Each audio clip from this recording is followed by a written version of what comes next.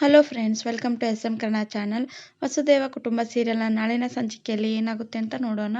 ಅದಕ್ಕೂ ಮುಂಚೆ ವಿಡಿಯೋ ನೋಡ್ತಾ ಇರೋರೆಲ್ಲರೂ ಪ್ಲೀಸ್ ಬೇಗ ಬೇಗ ಸಬ್ಸ್ಕ್ರೈಬ್ ಮಾಡ್ಕೊಳ್ಳಿ, ಹಾಗೆ ಲೈಕ್ ಮಾಡೋದನ್ನ ಮರಿಬೇಡಿ.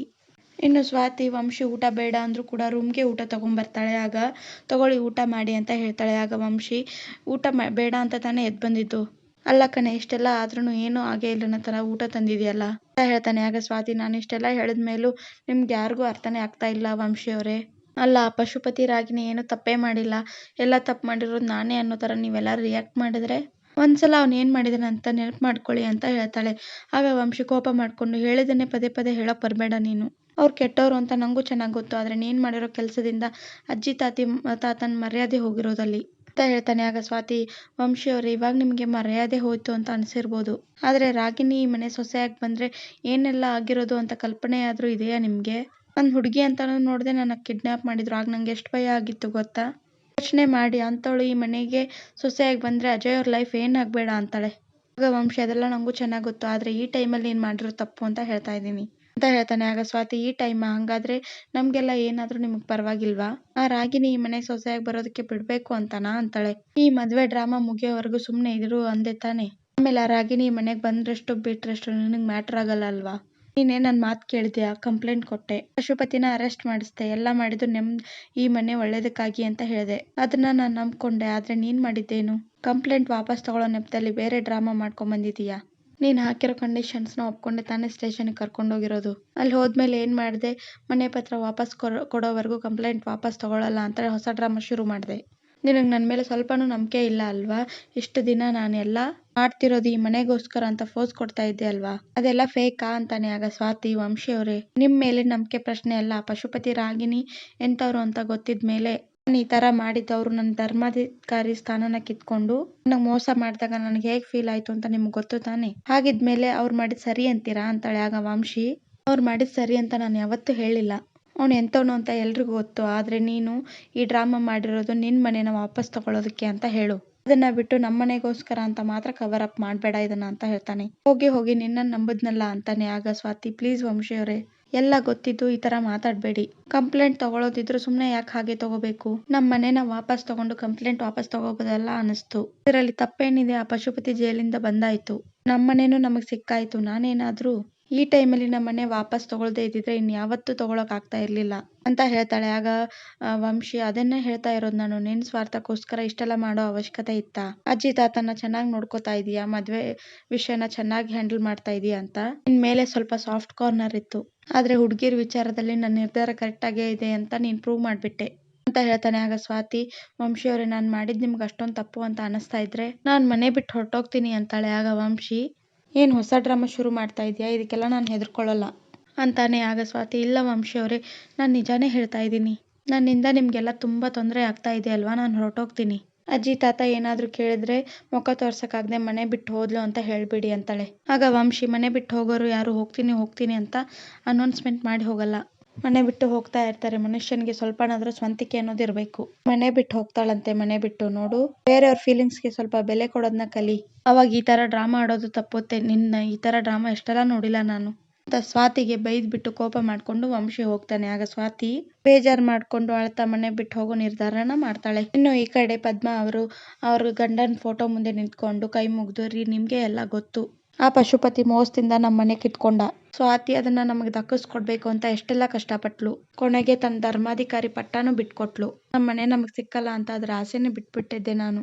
ಆದರೆ ನಮ್ಮ ಸ್ವಾತಿ ಅದನ್ನ ಬಿಡಲಿಲ್ಲ. ಪಶುಪತಿಯಿಂದ ನಮ್ಮ ಮನೇನ ದಕ್ಕಿಸ್ಕೊಂಡ್ಲು. ನಮ್ಮ ಮಗಳು ಆ ಪತ್ರನ ತಂದ್ಕೊಟ್ಲು ಅಂತ ನನಗೆ ಖುಷಿ ಆಗ್ತಾ ಇಲ್ಲ. ಯಾಕೆ ಅಂದ್ರೆ ನಮ್ಮ ಸ್ವಾತಿ ಏನೋ ಕುತಂತ್ರ ಮಾಡಿ ಅದನ್ನ ತಂದಿದ್ದಾಳಲ್ಲ ಅಂತ ನಂಗೆ ಬೇಜಾರಾಗ್ತಾ ಇದೆ. ನೀವೇ ಹೇಳ್ರಿ, ನಮ್ಮ ಸ್ವಾತಿ ಮಾಡಿದ್ ಸರಿನಾ ಅಂತಿರ್ತಾರೆ. ಆಗ ಅವ್ರ ಅತ್ತೆ ಅಲ್ಲಿಗೆ ಬರ್ತಾರೆ. ಆಗ ಅವರು, ನಮ್ಮ ಸ್ವಾತಿ ಮಾಡಿದ್ದು ಸರಿ ಪದ್ಮ, ಮೋಸ ಮಾಡ್ದವ್ರಿಗೊಂದು ಕಾಲ ಆದ್ರೆ ಮೋಸ ಹೋದವ್ರಿಗೆ ಮತ್ತೊಂದು ಕಾಲ ಇರುತ್ತೆ. ಜಗತ್ನಲ್ಲಿ ತಮ್ಮವ್ರಿಗೆ ಜನ ಏನೇನೋ ಮಾಡ್ತಾರೆ. ನಮ್ ಸ್ವಾತಿನೂ ಅಷ್ಟೇ, ತನಗ್ ಸರಿ ಅನ್ಸಿರೋದನ್ನ ಮಾಡಿದಾಳೆ. ಅವಳೇನ್ ಯಾರ್ದೋ ತಲೆ ಒಡೆದು ಮನೆ ಬಿಡಿಸ್ಕೊಂಡ್ ಬಂದಿಲ್ವಲ್ಲ. ಮೋಸಕ್ಕೆ ಮೋಸ ಅಂತ ಕೃಷ್ಣನೇ ಹೇಳಿದಾನೆ. ಈ ವಿಚಾರದಲ್ಲಿ ನೀನು ವಿಚಾರ ಮಾಡ್ತಾ ಇರೋದು ತಪ್ಪು ಪದ್ಮ ಅಂತ ಹೇಳ್ತಾರೆ. ಆಗ ಪದ್ಮ, ಇಲ್ಲ ಅತ್ತೆ, ನಮ್ ಸ್ವಾತಿಗೆ ತನ್ನದೇ ಆದ ಒಂದು ಸಂಸಾರ ಇದೆ. ನಮ್ ಸಂಸಾರದ ಗಲಾಟೆ ಅವಳ ಜೀವನದಲ್ಲಿ ಯಾವುದೇ ಕೆಟ್ಟ ಪರಿಣಾಮನೂ ಬೀಳ್ಬಾರದು. ಅದೇ ನನಗೆ ಭಯ ಆಗ್ತಾ ಇರೋದು. ರಾಗಿಣಿ ಎಂಗೇಜ್ಮೆಂಟ್ ಮುರಿದು ಅವಳು ಮನೆ ಪತ್ರನ ತಂದಿದ್ದಾಳೆ ಅಂತ ಅವ್ರಿಗೆ ಗೊತ್ತಾದ್ರೆ ನಮ್ ಸ್ವಾತಿನ ಅವ್ರು ಸುಮ್ನೆ ಬಿಡ್ತಾರ? ಅವಳನ್ನ ಅಲ್ಲಿ ಆ ಮನೇಲಿ ಇರ್ಸ್ಕೊತಾರ ಅತ್ತೆ?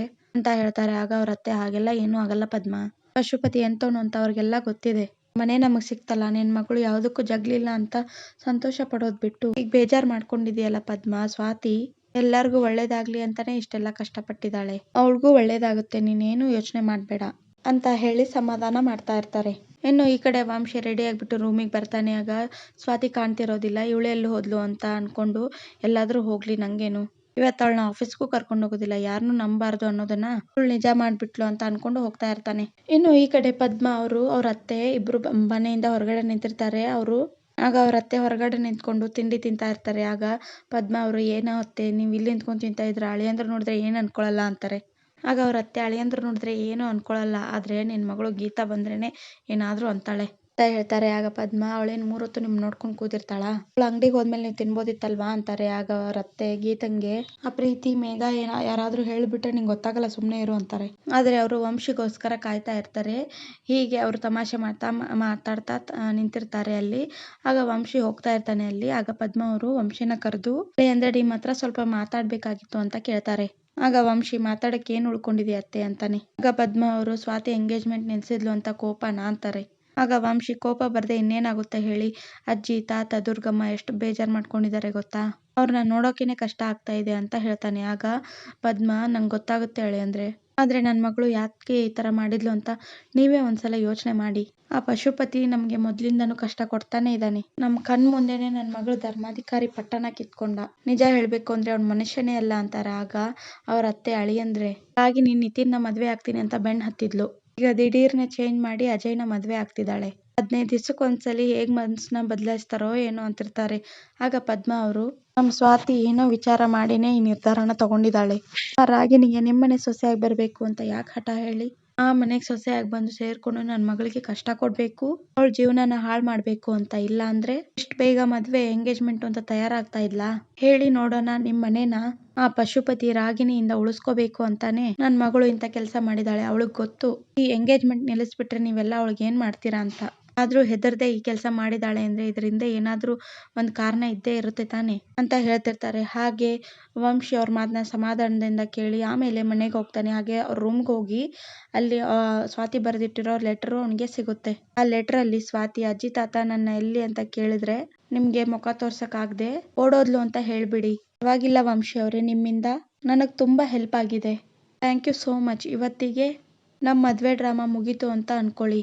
ದಯವಿಟ್ಟು ನನ್ನ ಹುಡ್ಕೋ ಪ್ರಯತ್ನ ಮಾಡ್ಬೇಡಿ ಅಂತ ಆ ಲೆಟರ್ ಅಲ್ಲಿ ಬರ್ದಿರ್ತಾಳೆ. ಅದನ್ನ ಓದ್ಬಿಟ್ಟು ವಂಶಿ ತುಂಬಾ ಬೇಜಾರಾಗಿ ಹಾಗೆ ಕೆಳಗಡೆ ಬರ್ತಾನೆ. ಆಗ ಭವಾನಿ ಅವರು, ಸ್ವಾತಿ ಎಲ್ಲೋ ಅವಳು ಅಂತ ಕೇಳ್ತಾರೆ. ಆಗ ವಂಶಿ ಭವಾನಿ ಅವಳು ಬೇಜಾರು ಮಾಡ್ಕೊಂಡು ಮನೆ ಬಿಟ್ಟು ಹೋಗ್ಬಿಟ್ಟಿದ್ದಾಳೆ ಅಂತ ಹೇಳ್ತಾನೆ. ಈ ವಿಷಯನ ಕೇಳಿ ಭವಾನಿ ಮತ್ತೆ ಗಣಪತಿ ಅವರು ಇಬ್ರು ಗಾಬರಿ ಆಗ್ತಾರೆ. ಈ ವಿಡಿಯೋ ನಿಮ್ಗೆ ಇಷ್ಟ ಆಗಿದ್ರೆ ಪ್ಲೀಸ್ ಸಬ್ಸ್ಕ್ರೈಬ್ ಮಾಡ್ಕೊಳ್ಳಿ, ಹಾಗೆ ಲೈಕ್ ಮಾಡೋದನ್ನ ಮರಿಬೇಡಿ. ತುಂಬಾ ಜನ ವಿಡಿಯೋಸ್ನ ನೋಡ್ತಾ ಇದ್ದೀರಾ, ಆದ್ರೆ ಸಬ್ಸ್ಕ್ರೈಬ್ ಮಾಡ್ಕೋತಾ ಇಲ್ಲ. ಪ್ಲೀಸ್ ಬೇಗ ಬೇಗ ಸಬ್ಸ್ಕ್ರೈಬ್ ಮಾಡ್ಕೊಂಡು ವಿಡಿಯೋಸ್ಗಳನ್ನ ನೋಡಿ.